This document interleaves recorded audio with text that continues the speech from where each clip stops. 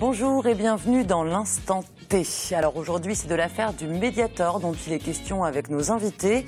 Au beau milieu de la procédure juridique qui doit permettre aux victimes du médicament d'être indemnisées, la pneumologue brestoise Irène Frachon s'indigne contre le laboratoire Servier qui, selon elle, tente de retarder le processus pour ne pas payer. Pour dénoncer le comportement des laboratoires Servier, Irène Frachon a publié le 26 août un manifeste signé par 30 personnalités du monde médical, entre autres. Irène Frachon, bonjour. Bonjour.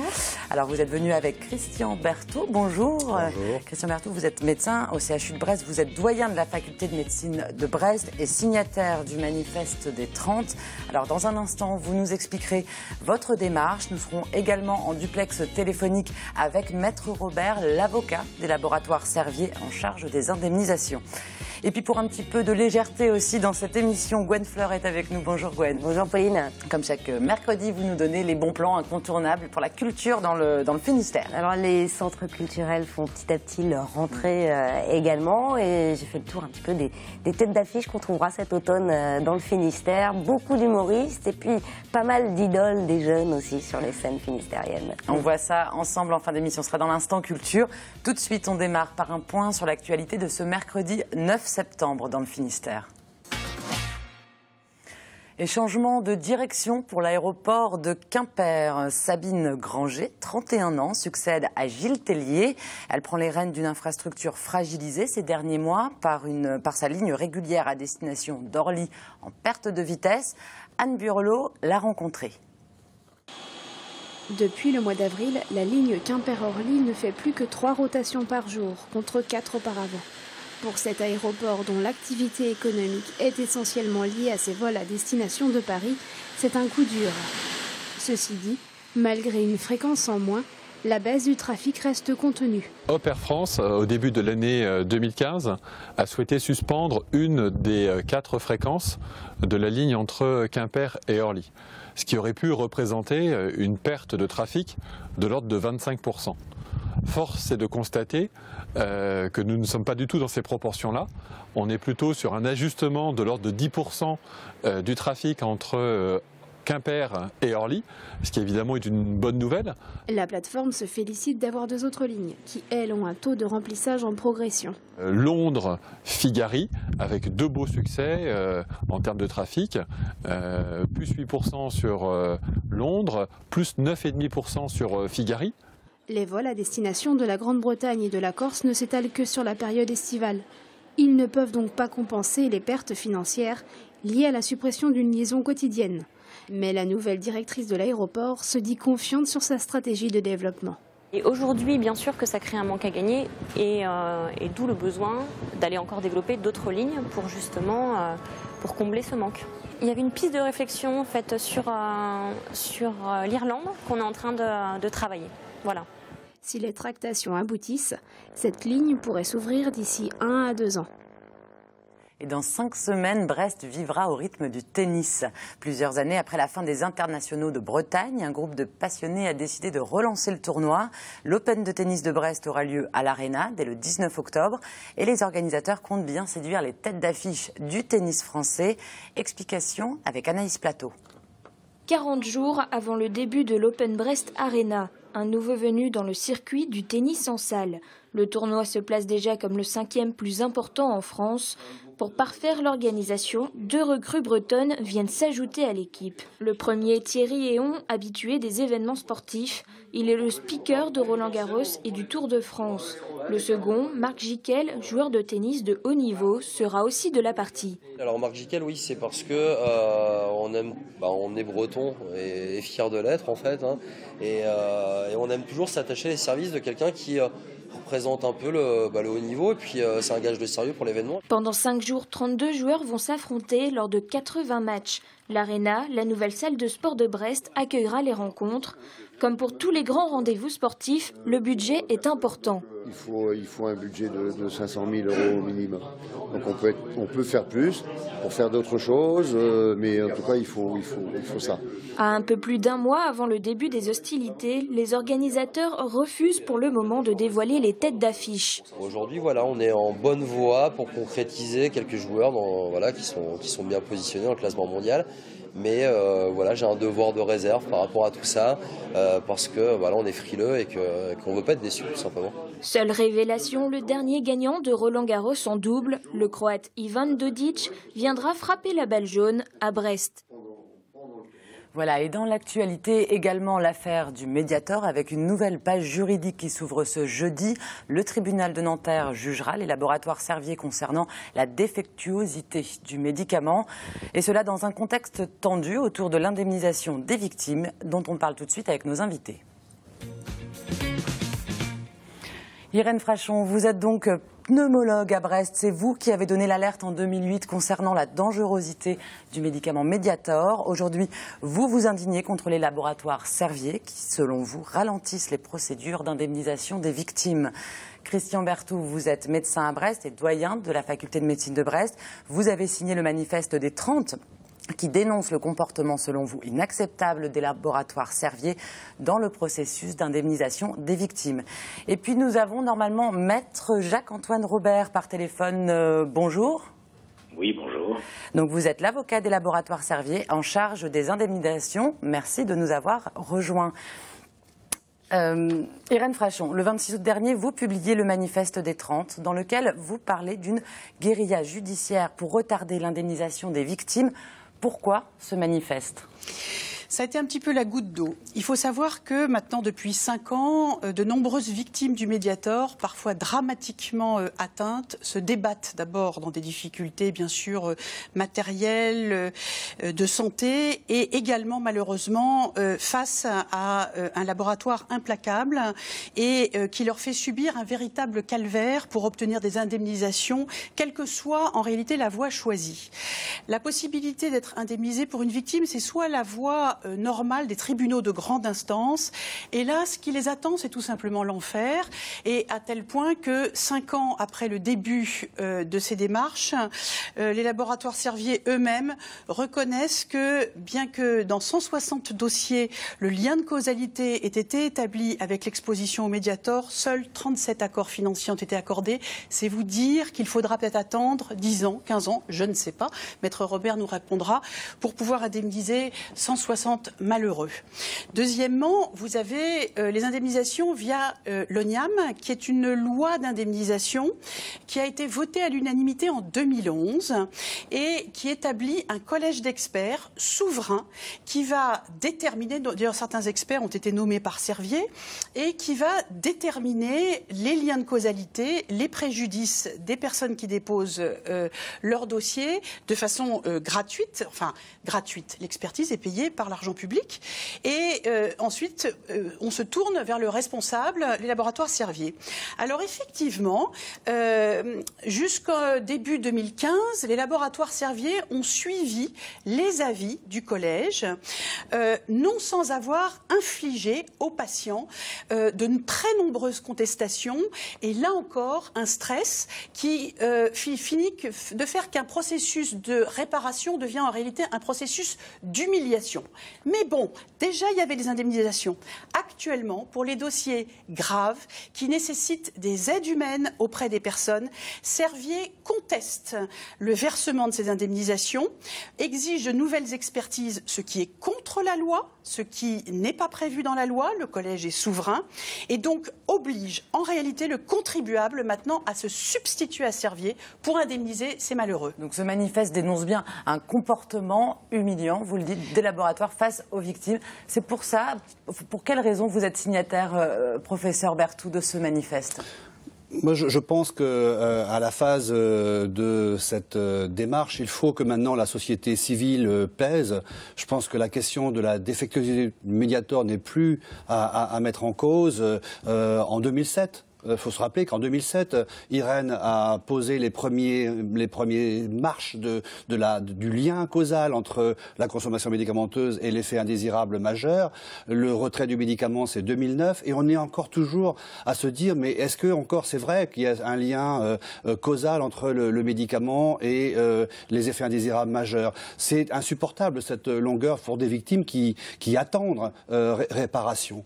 Donc ça, c'est vraiment intolérable. Et par ailleurs, je pense qu'il y a aussi une éthique médicale. Je crois qu'il faut arrêter la complaisance vis-à-vis du Mediator. Il y a un lien d'effet indésirable qui a été identifié clairement maintenant sur le plan clinique, sur le plan anatopathologique, sur le plan épidémiologique. Voilà, maintenant, il faut qu'il y ait une éthique médicale qui naisse de cette évidence. D'où ce manifeste. Alors, Maître Robert, qu'est-ce que vous pensez, vous, de ce manifeste qui rassemble donc 30 noms respectés, reconnus du domaine médical et déjà plus de 7000 signataires en ligne? D'abord, j'ai personnellement un respect infini pour les signataires de ce document, surtout les premiers signataires, qui sont des gens qu'on admire les uns les autres depuis fort longtemps. Donc la question, elle n'est pas là. Quand j'entends Madame Frachon sur votre antenne, j'ai envie de signer le document, puisqu'elle dit des choses qui sont absolument abominables sur les laboratoires Servier. Sauf que la réalité, ça n'est pas celle-là. Moi, je suis en charge de l'indemnisation des patients.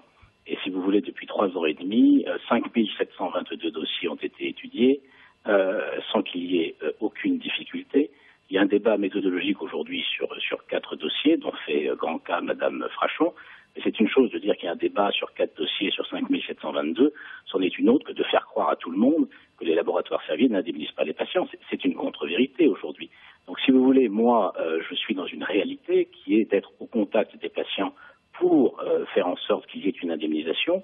Cette indemnisation est portée, et contrairement à ce que dit monsieur le doyen Berthoud, qui est un homme remarquable également, c'est qu'il n'y a pas de contestation sur le principe de la causalité.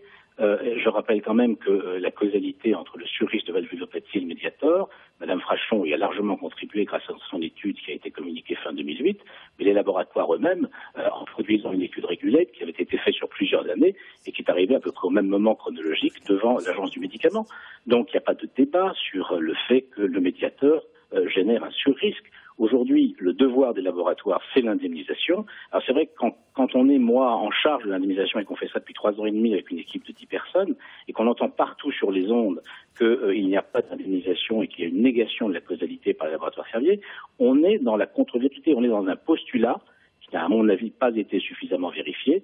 Et du coup, on a un manifeste qui, à mon avis, est contraire à la réalité de ce que moi je vis au quotidien avec des gens qui souffrent, qu'on essaie d'indemniser le mieux possible. Je rappelle qu'aujourd'hui, seuls 3% des personnes refusent les offres que l'on fait. Ça montre quand même qu'il y a un travail qui est réel et qui est de fond. Voilà, c'est ça que je veux dire à votre antenne. Irène Frachon, une réaction. J'ai une question à poser à Maître Robert, parce que j'étais très surprise lors de l'émission du magazine de la santé. Vous vous souvenez sans doute, Maître Robert, que Michel Simès vous a présenté un document extrêmement épais que reçoivent les victimes lorsqu'elles reçoivent un avis positif d'indemnisation. Vous vous souvenez de ces éléments-là ?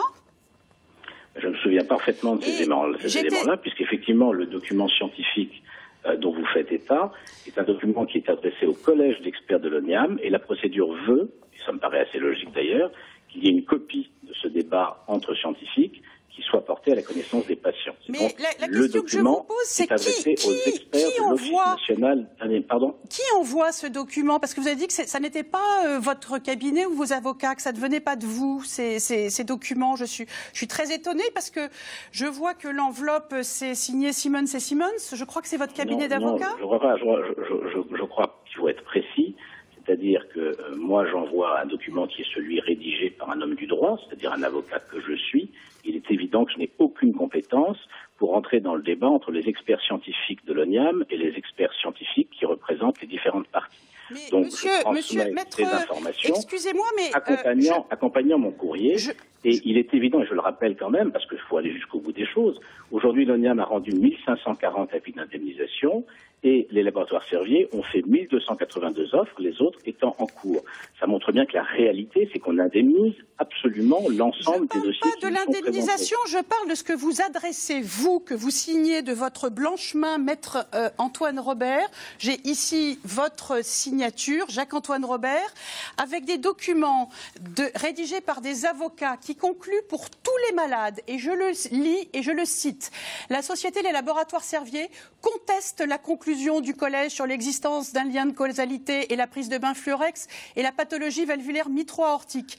La société, etc. Oui. Et attendez, dans les pièces communiquées, laissez-moi terminer. Dans les pièces communiquées, il y a des documents du tribunal de grande instance qui ne viennent pas d'experts scientifiques, mais qui deviennent du moulinage par un escadron d'avocats qui vont envoyer à tous ces patients, tous sans exception, 14 pages de contestation du lien de causalité, ligne par ligne, avec de la jurisprudence qui est invoquée. Je peux avoir la parole un tout petit peu? Parce que affirmer, c'est une chose. Moi, je sais ce que je fais, puisque vous le soulignez, le courrier, c'est moi qui le signe. Hein, et il est accompagné, effectivement, de documents scientifiques rédigés par des médecins. Juridiques.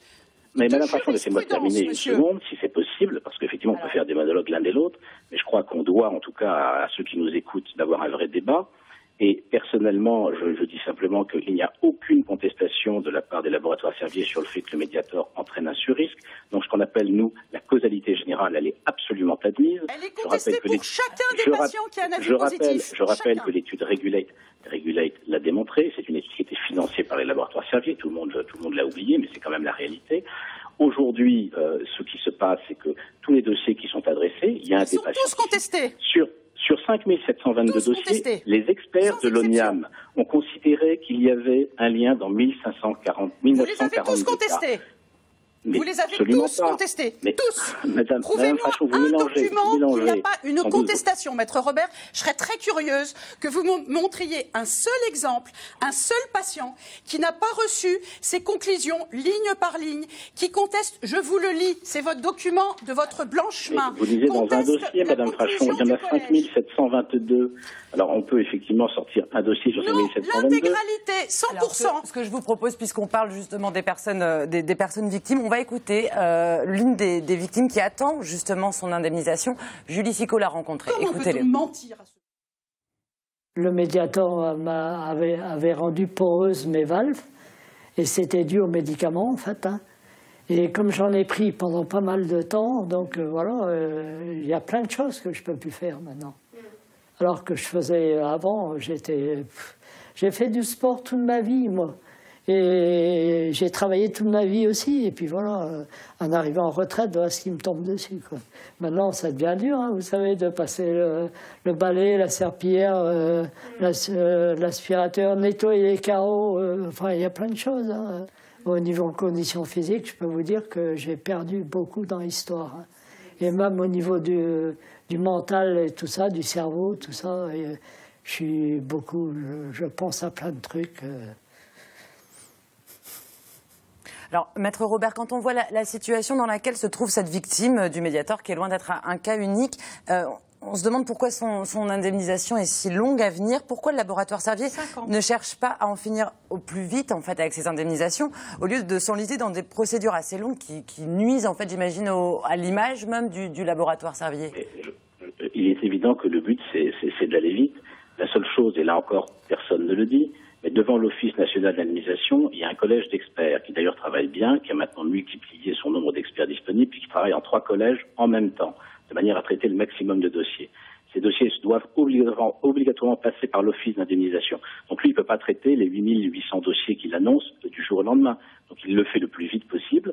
Après, c'est adressé au laboratoire Servier. Nous, on a 15 jours, c'est-à-dire 10 jours ouvrables pour apporter nos observations. Ce que nous faisons dans les délais, et il y a un seul dossier sur 5722 où nous n'avons pas respecté le délai de 24 heures. Donc nous, on ne retient rien du tout, on ne retarde rien du tout. Après, c'est à l'Office de faire son avis, de le rendre, et nous avons 3 mois pour effectuer nos offres. Nous avons là aussi tenu tous les délais, sans exception, sauf au mois de juillet dernier où il y a eu à peu près une vingtaine de dossiers où nous étions en retard d'une quinzaine de jours, et nous avons écrit à chaque patient pour lui dire qu'on allait avoir ce retard, parce qu'il légitimement, il s'attendait à ce que, c'était essentiellement des patients qui devaient recevoir un courrier le 31 juillet, qui laissent sa lettre. Voilà la réalité. Le timing, si vous voulez, le temps, il est maîtrisé par l'Office, et il n'a pas le choix, l'Office. Il faut qu'il traite de manière, avec beaucoup de qualité, chacun des dossiers, et donc ça prend forcément du temps. Mais nous, de notre côté, qu'on ne dise pas qu'on a perdu du temps, puisque au contraire, tous les délais sont respectés. Ce dont vous parlez, c'est tout à fait autre chose. C'est notamment la procédure pénale, où effectivement il y a une poursuite pénale contre les laboratoires, mais là, c'est la sanction éventuelle qui est en cause. C'est pas l'indemnisation. L'indemnisation, tous les jours, et encore ce matin et hier, et on envoie nos indemnisations. Et vraiment, je vous dis, on tient les délais. Donc c'est un mauvais procès que l'on nous fait sur le terrain des indemnisations. Donc c'est important quand même que vos auditeurs entendent que cette réalité, elle existe, et qu'aujourd'hui, moi, j'ai personnellement été responsable de l'envoi de dire un mot pour terminer, Maître Robert. 1282 offres d'indemnisation. Maître Robert, vous me laissez terminer. Le patient que nous avons vu à l'antenne, actuellement, son dossier a été rejeté par vos services et actuellement, c'est l'argent public qui va indemniser cet homme dont la vie est brisée. Alors, un mot, parce qu'il ne nous reste plus beaucoup de temps. Dans le manifeste des 30, vous appelez donc les médecins à réévaluer leurs liens qui les unit au laboratoire Servier. Clairement, c'est un appel au boycott du laboratoire Servier. Irène Frachon, on peut dire ça comme ça? Certainement pas boycott des produits. Ça, c'est le travail d'un laboratoire. Bon, on peut critiquer la façon dont le laboratoire travaille, y compris d'ailleurs sur la commercialisation de ses produits. Mais ça n'est pas le sujet. Il s'agit là de constater que Servier continue à être traité comme un partenaire honorable par des sociétés savantes, et que de l'autre main, donc, il déverse des dizaines de millions d'euros pour faire son marketing auprès des médecins. Et ce sont ces millions d'euros depuis janvier 2012. Absolument qu'il refuse de l'autre main à des victimes depuis 5 ans, de manière continue. Ça, c'est une contre-vérité, Madame Frachon. C'est ce qu'on appelle quelque chose de totalement inexact. Alors on peut le dire sur toutes les ondes, mais c'est juste faux. Alors, venez dire que les 1282 offres n'ont pas eu lieu. Au fait, Maître Robert, vous deviez adresser une lettre à la patiente que nous avons vue au magazine de la santé. Je crois qu'elle a toujours pas reçu. On n'a pas beaucoup entendu le professeur Berthoud. Alors, avant de se quitter, je voudrais entendre justement, professeur Berthoud, qu'est-ce qui va changer dans votre comportement professionnel envers les laboratoires Servier en ayant signé ce manifeste? Je pense qu'il faut que l'ensemble des médecins et des sociétés savantes respectent une éthique médicale. Moi, je suis là aussi au titre de directeur de la faculté de médecine et j'aimerais que nos médecins de demain entendent qu'il y a une pharmacovigilance, qu'il y a des effets indésirables, qu'il y a une iatrogénie et que dans notre travail au quotidien, il y a une morale. Très bien. Un mot pour terminer, quelque chose d'un petit peu plus léger, mais en tout cas, l'affaire du Mediator intéresse beaucoup Emmanuel Berco, qui va adapter votre histoire au cinéma. Ça va commencer le tournage à Brest à l'automne. Est-ce que vous êtes contente que l'histoire soit portée sur grand écran, Irène Frachon? Très heureuse. Alors pourquoi? Parce que c'est un projet en fait qui est né déjà il y a longtemps, en 2011. Il faut dire une chose à cette histoire, et je pense que tout le monde le perçoit, c'est que la réalité dépasse complètement la fiction et que cette histoire, moi-même, j'ai parfois l'impression d'être plus dans un scénario un peu d'épouvante, carrément d'épouvante, par rapport à la vie normale. Donc c'était pas du tout étonnant que des réalisateurs s'y intéressent, mais surtout, le cinéma, et notamment le cinéma vérité d'Emmanuel Berco, est quelque chose qui peut apporter ce que seul le cinéma peut apporter, qui est l'émotion, qui est ce qu'on peut ressentir face à un tel drame et comprendre d'un tel drame. C'est une actrice danoise qui va jouer votre rôle. Je ne sais pas comment ça se passe. Sisse Babette Knudsen. Elle m'a dit. Sisse Babette Knudsen. Vous êtes une très belle femme. Vous êtes contente de me connaître son jeu. C'est une femme magnifique, charismatique et que j'ai toujours admirée parce que bien que n'ayant pas la télévision, je l'avais beaucoup admirée dans la série dont elle est l'héroïne Borgen, et je suis absolument enthousiaste de savoir qu'elle jouera entre guillemets le personnage d'un médecin qui découvre une telle horreur. Maître Robert, peut-être serez-vous joué par un acteur dans le film aussi, par qui aimeriez-vous être représenté au cinéma? Écoutez, je comprends que vous puissiez terminer avec un peu de légèreté, mais moi, mon quotidien, c'est quand même des patients qui souffrent à indemniser. Donc, si vous voulez, le cinéma Robert, à sa place, dépêchez-vous. Non, mais le cinéma à sa place, c'est partout. Donc, moi, Madame Berco, si vous voulez, je considère qu'elle est excellente. Mais aujourd'hui, c'est pas mon sujet. Mon sujet, c'est vraiment de terminer ces indemnisations le plus vite possible. En tous les cas, je vous remercie, Maître Robert, d'avoir été parmi nous aujourd'hui. Merci à vous. Tout de suite, on passe à l'instant culture. Gwen, pour cette rentrée, vous avez fait le tour des têtes d'affiche de passage dans le Finistère cet automne. Et pour commencer, on va rire. Oui, on part dans un registre plus léger et c'est le jeune Norman qui ouvre le bal des humoristes, le chouchou des ados qui cartonne avec ses vidéos sur le net, est passé au One Man Show depuis 2 ans et ça marche tout autant que sur le net. Il avait fait une salle complète lors de son dernier passage en hiver à Brest et il sera le 24 septembre à l'Arena, cette fois-ci à Brest. Et puis Pierre-Emmanuel Barré est un sale con. Désolé, mais ce n'est pas moi qui le dis. C'est en fait le titre du spectacle caustique de ce chroniqueur radio, passé à la scène, à découvrir le 6 novembre au Macorlan à Brest, âme sensible s'abstenir. Alors, plus grand public, voici 2 nouveaux one-man shows de Thomas N'Gijol. L'humoriste habitué des salles finistériennes sera à la Bellevoorde de Plougastel le 13 novembre.